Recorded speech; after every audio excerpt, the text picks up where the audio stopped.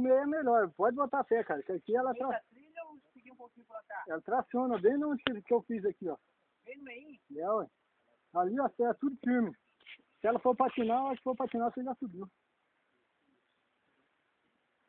E Fernandão? Ai, já.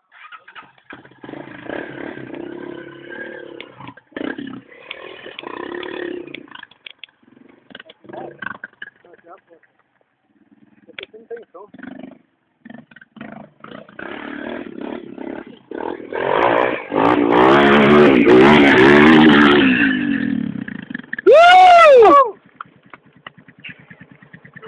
Só o piloto lá embaixo.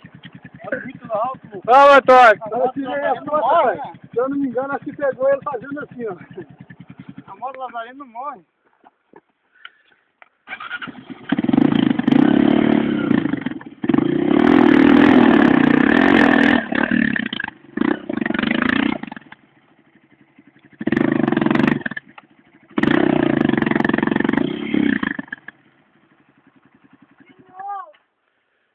Não, assim não pegou inteiro.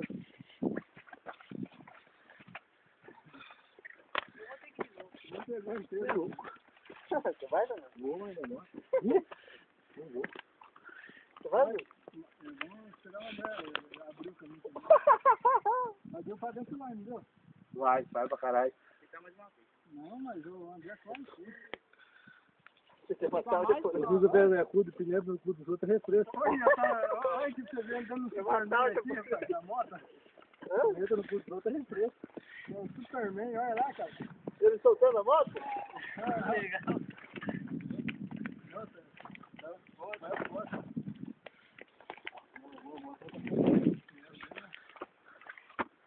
Tirar essa pedra aqui dá?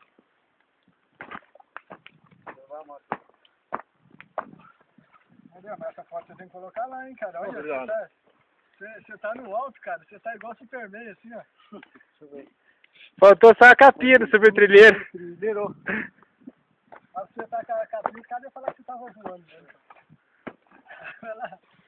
Você tá decolado, você tá sem as mãos na moto, sem as pernas na moto. Tá lá? Faltou pegar bem pneu, moto. Olha, problema na pedra. É gordura.